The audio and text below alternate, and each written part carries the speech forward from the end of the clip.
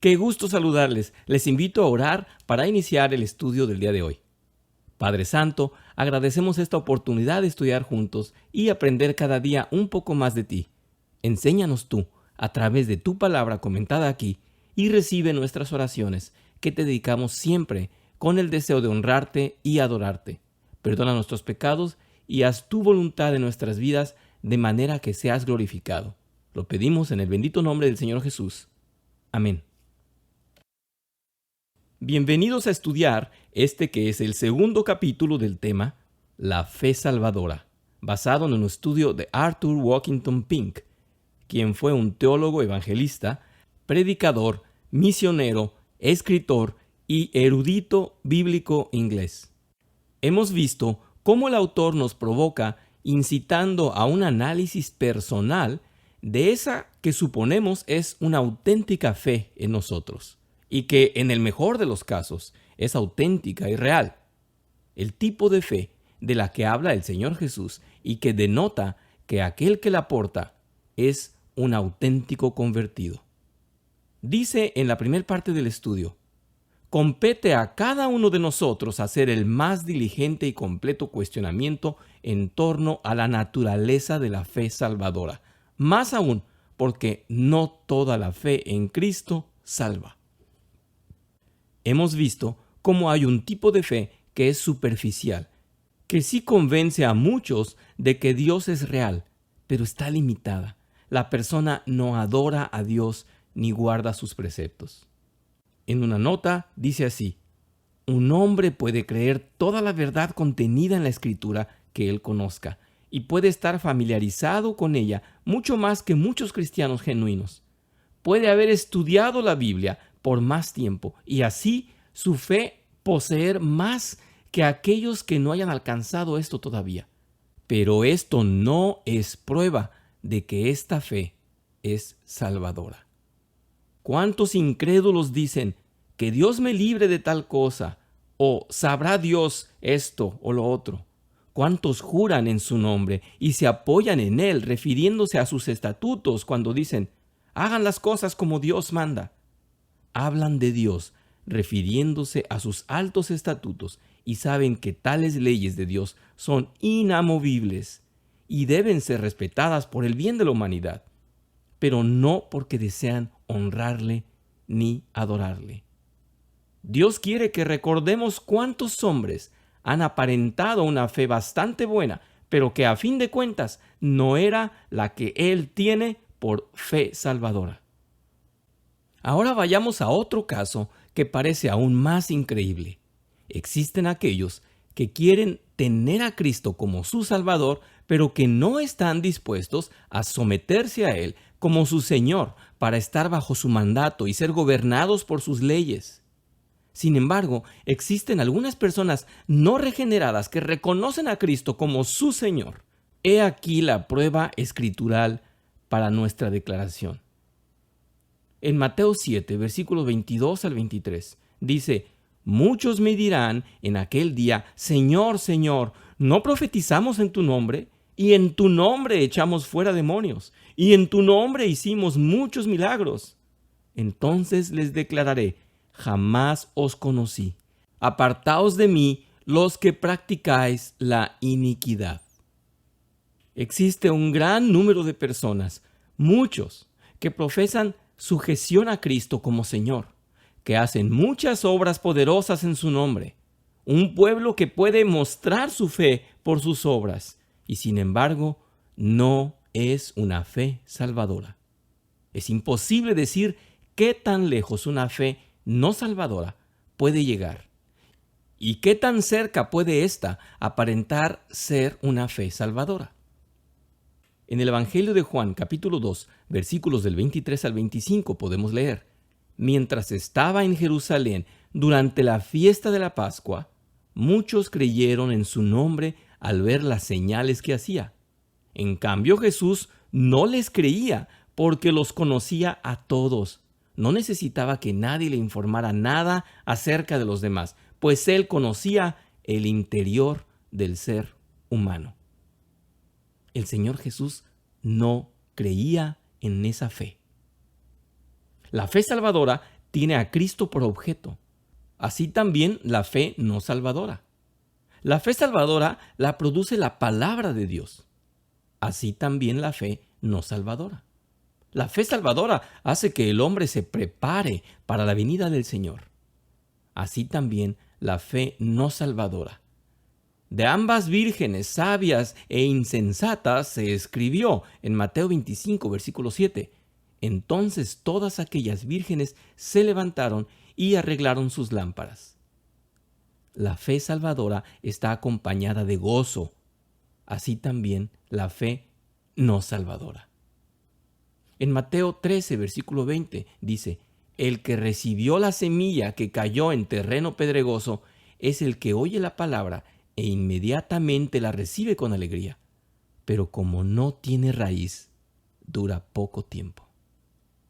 Quizás algunos de ustedes, hermanos, estén ya al punto de decir que todo esto es muy perturbador. Y si se le pone atención, demasiado angustiante. Quiera el Señor en su misericordia causar ese efecto en aquellos que lo lean, aquellos que me escuchen.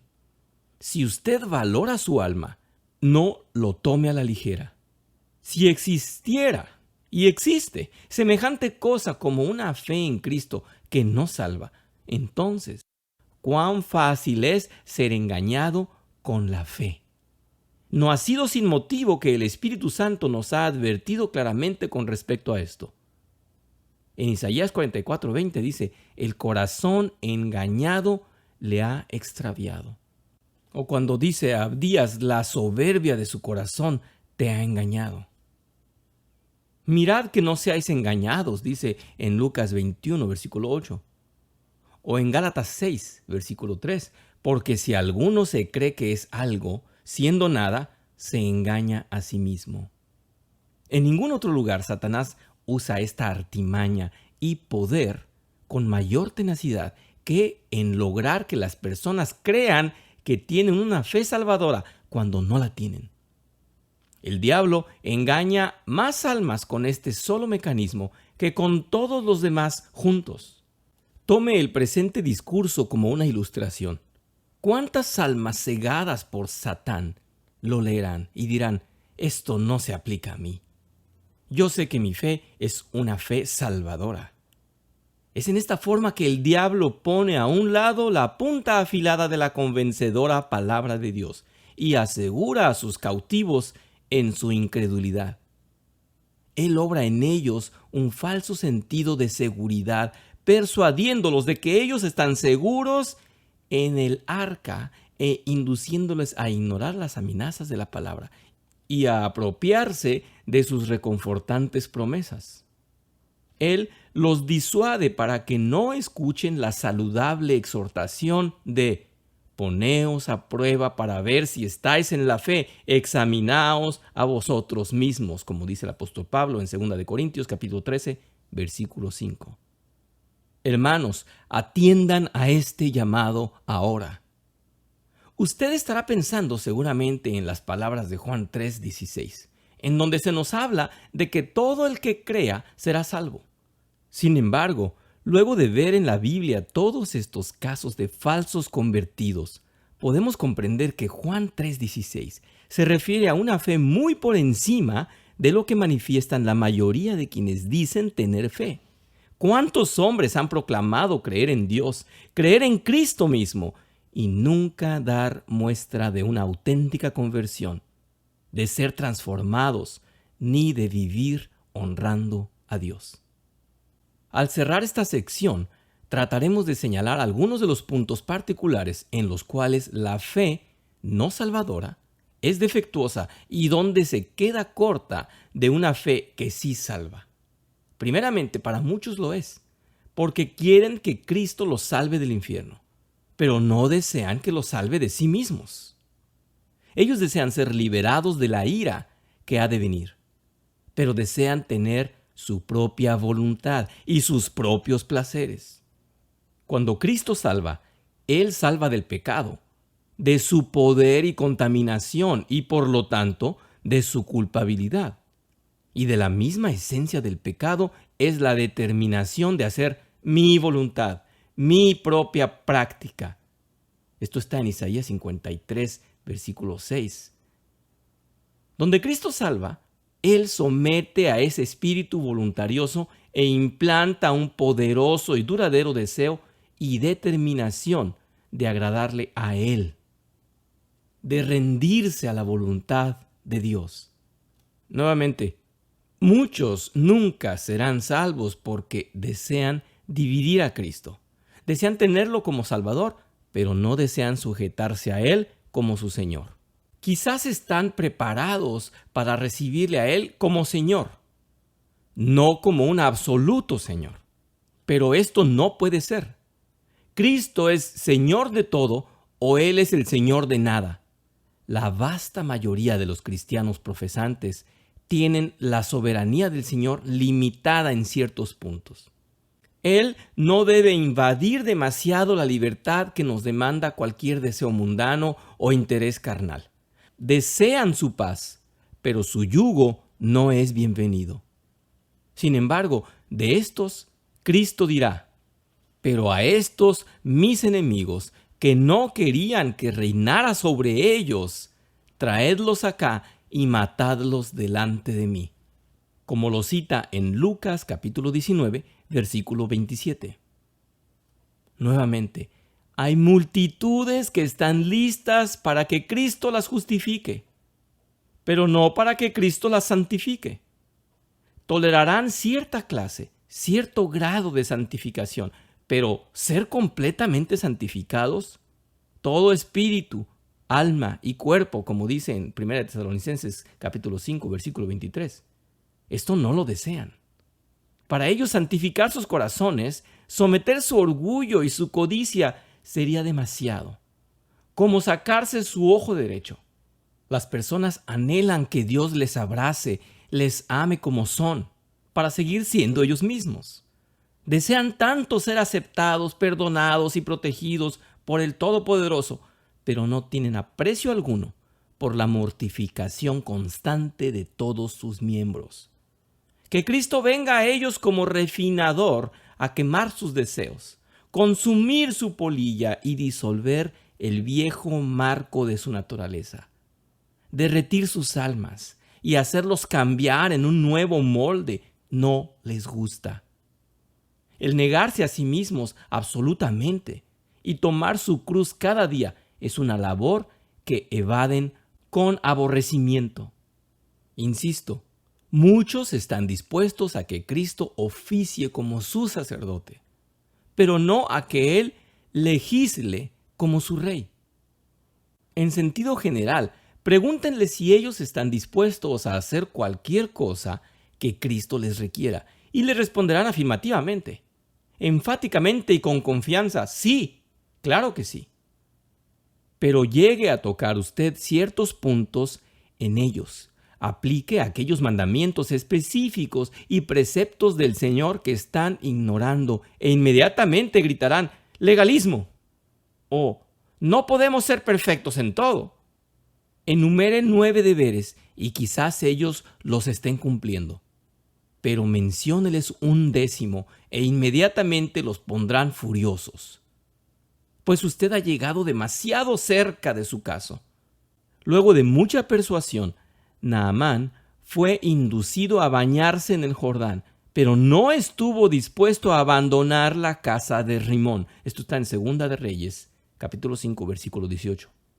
Herodes oyó a Juan gustosamente e hizo muchas cosas. Esto está en Marcos 6, versículo 20.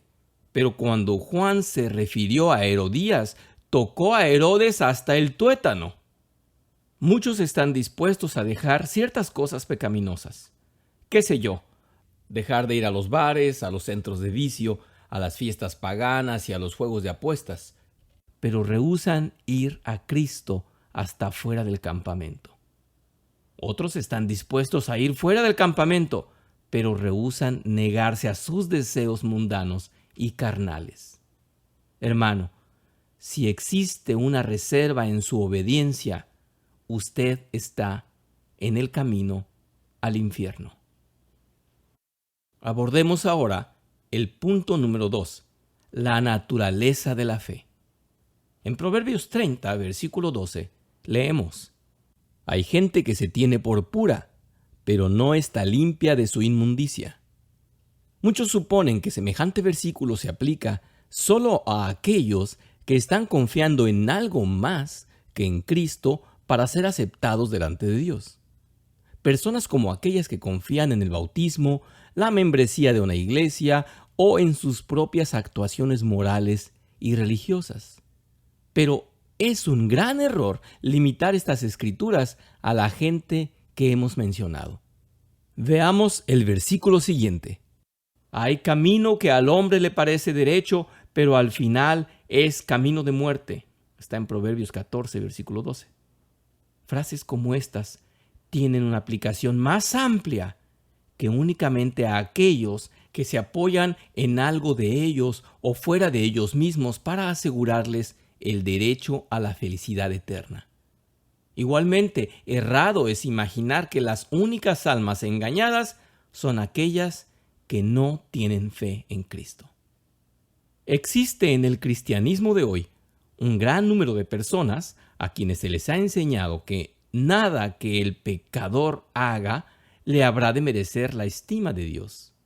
Han sido informadas muy correctamente que los logros morales más grandes del hombre natural son tan solo trapos de inmundicias a los ojos del 3 veces santo Dios. A menudo ellos han oído citar pasajes tales como: porque por gracia habéis sido salvos por medio de la fe, y esto no por vosotros, sino que es don de Dios, no por obras, para que nadie se gloríe. Esto está en Efesios 2, versículos del 8 al 9. Y la otra frase que dice: Él nos salvó no por obras de justicia que nosotros hubiéramos hecho, sino conforme a su misericordia. Esto está en Tito 3, versículo 5. Y se han convencido completamente de que el cielo no puede lograrse por obra de criatura alguna. Más adelante se les ha dicho con frecuencia que solo Cristo puede salvar al pecador. Esto ha llegado a ser un artículo establecido en sus credos, de donde ni hombre ni diablo pueden hacerlos mover. Hasta ahora, muy bien. Está perfecto. A esta vasta cantidad de gente a la cual nos hemos estado refiriendo, también se le ha enseñado que Cristo es el único camino al Padre. Siempre y cuando solamente se ejerza fe personal en y sobre Él, Él se convierte en nuestro Salvador, solo cuando creemos en Él. Durante los últimos 50 años, casi todo el énfasis de la predicación evangelista se ha basado sobre la fe en Cristo, y los esfuerzos evangelísticos han sido casi enteramente confinados a lograr que la gente crea en el Señor Jesús. Aparentemente ha habido un gran éxito. Miles y miles han respondido. Han, como suponen ellos, aceptado a Cristo como su Salvador personal. Sin embargo, queremos señalar aquí que es un error tan serio suponer que todos los que han creído en Cristo están salvos, así como concluir que únicamente aquellos que no tienen fe en Cristo son los engañados. Nadie puede leer cuidadosamente el Nuevo Testamento sin descubrir que existe un creer en Cristo, el cual nos salva. En el libro de Juan, capítulo 8, versículo 30, se nos dice: al hablar estas cosas, muchos creyeron en Él. Note cuidadosamente que no se dice muchos creen en Él, sino muchos creyeron en Él. Sin embargo, no se tiene que leer mucho más lejos en el capítulo para descubrir que esa misma gente eran almas no regeneradas y no salvas. En el versículo 44 encontramos al Señor diciéndoles a estos mismos supuestos creyentes que eran de su padre el diablo. Y en el versículo 59 los encontramos tirándole piedras a él. Esto ha presentado cierta dificultad para algunos, mas no debería. Ellos crearon sus propias dificultades suponiendo que toda fe en Cristo necesariamente salva. No es así. Existe una fe en Cristo que salva y otra fe en Cristo que no salva. Sin embargo, muchos, aun de los gobernadores, creyeron en él. ¿Eran entonces estos hombres salvos? Muchos predicadores y evangelistas, así como 10,000 de sus ciegas e incautas víctimas, contestarían, seguramente. Pero, por favor, notemos lo que inmediatamente sigue aquí. Pero por causa de los fariseos no lo confesaban, para no ser expulsados de la sinagoga, porque amaban más el conocimiento de los hombres que el reconocimiento de Dios. Esto está en Juan 12, versículos del 42 al 43. ¿Puede alguno de los lectores decir ahora que esos hombres eran salvos? Si es así, esto es una prueba clara de que usted es un total extraño a cualquier obra salvadora de Dios en su propia alma. Los hombres que tienen miedo a arriesgar por causa de Cristo la pérdida de sus posiciones mundanas, intereses temporales y reputaciones personales o cualquier otra cosa que sea preciada para ellos, están aún en sus pecados. No importa qué tanto puedan haber confiado en la obra completa de Cristo para llevarlos al cielo. Probablemente la mayoría de ustedes han sido criados bajo la enseñanza de que hay solamente dos clases de personas en este mundo: creyentes e incrédulos. Pero tal clasificación es muy engañosa y totalmente errónea. La palabra de Dios divide a los habitantes de la tierra en tres clases. No seáis motivo de tropiezo ni a judíos, número 1, ni a griegos, número 2, ni a la iglesia de Dios, número 3. Esto está en 1 Corintios capítulo 10, versículo 32. Así era también en los tiempos del Antiguo Testamento, notándose más visiblemente desde los días de Moisés en adelante. Estaban primeramente los gentiles o las naciones paganas fuera de la nación de Israel, quienes formaban el mayor número. Correspondiente a esta clase de hoy están los incontables millones de paganos modernos, quienes son amantes de los placeres más que de Dios. Le seguía la nación de Israel, la cual tiene que estar subdividida en grupos como declara Romanos 9, versículo 6. No todos los descendientes de Israel son israelitas. La mayor porción de la nación de Israel era solo el pueblo nominal de Dios en una relación extremista con él.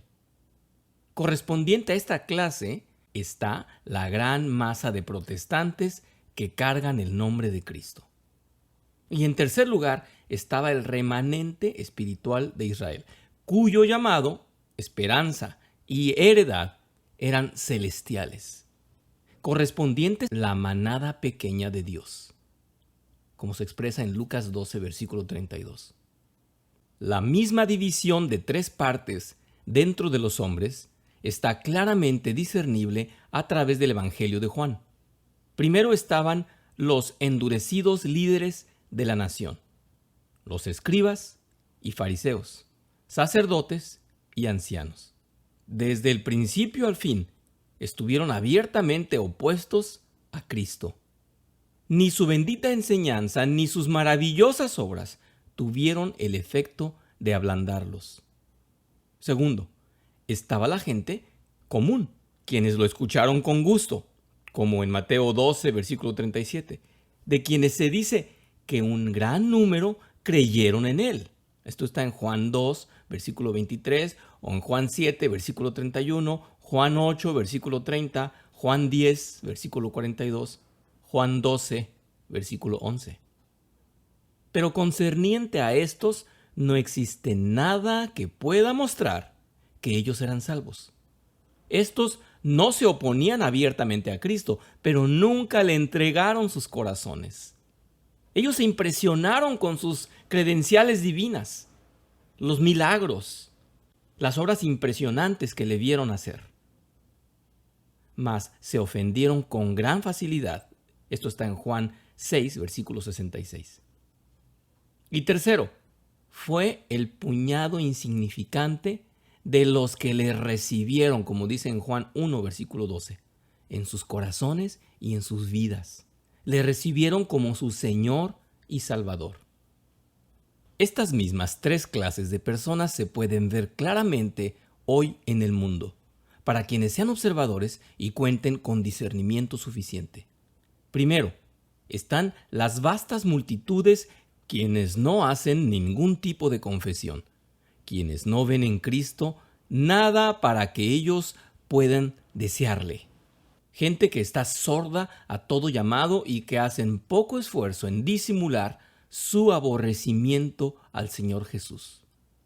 Segundo, está aquella amplia cantidad de quienes son atraídos por Cristo en una forma natural. Lejos de ser claros antagonistas de Él y su causa, se encuentran dentro de sus seguidores. Habiendo sido bien instruidos en la verdad, ellos creen en Cristo. Como niños criados por mahometanos que fiel y firmemente, devotamente, creen en Mahoma. Estos, habiendo recibido mucha instrucción concerniente a las virtudes de la preciosa sangre de Cristo, confían en sus méritos para librarlos de la ira venidera. Mas no hay nada en sus vidas diarias que puedan mostrar que son nuevas criaturas en Cristo. Y tercero, están los pocos, como se cita en Mateo 7, versículos de 13 a 14, que se niegan a sí mismos, que toman su cruz cada día y siguen a un Cristo odiado y rechazado en un camino de amor y obediencia sin reservas a Dios. Sí, hay una fe en Cristo que salva, pero también hay una fe en Cristo la cual no salva.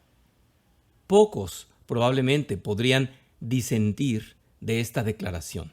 Sin embargo, muchos sí se inclinarán a debilitar su significado diciendo que esta fe en Cristo que no es salva es meramente una fe histórica, donde se cree acerca de Cristo en vez de creer en Él. No, no es así. No negamos que existen quienes confunden una histórica fe con una fe salvadora. Pero lo que queremos enfatizar es el hecho solamente de que también están aquellos que tienen más que una fe histórica, más que un mero conocimiento intelectual acerca de Él, pero tienen una fe que se queda corta de ser viva y salvadora. No solo hay algunos de estos hoy, sino que son un vasto número los que nos rodean. Estos son los que representan e ilustran a aquellos creyentes del Antiguo Testamento que creían, confiaban y se apoyaban en el Señor, pero quienes no obstante eran personas no salvas. Muchas gracias por su atención. Hasta aquí el estudio de hoy. Damos gracias a nuestro Dios. Padre Santo, te damos gracias por esta clase y nuevamente por remover nuestras conciencias, por abrirnos los ojos, por recordarnos que una fe en ti, una auténtica fe salvadora, dista mucho de un simple creer en ti. Que nuestras vidas son transformadas y llevadas a una humillación delante de ti, a postrarnos para adorarte, porque deseamos diariamente, con todo lo que hacemos y todo lo que somos, glorificar tu nombre. Sé en nuestras vidas, continúa transformándonos, Señor. Redargúyenos, corrígenos, llévanos a tu camino. Te lo suplicamos en el nombre de Cristo Jesús. Amén.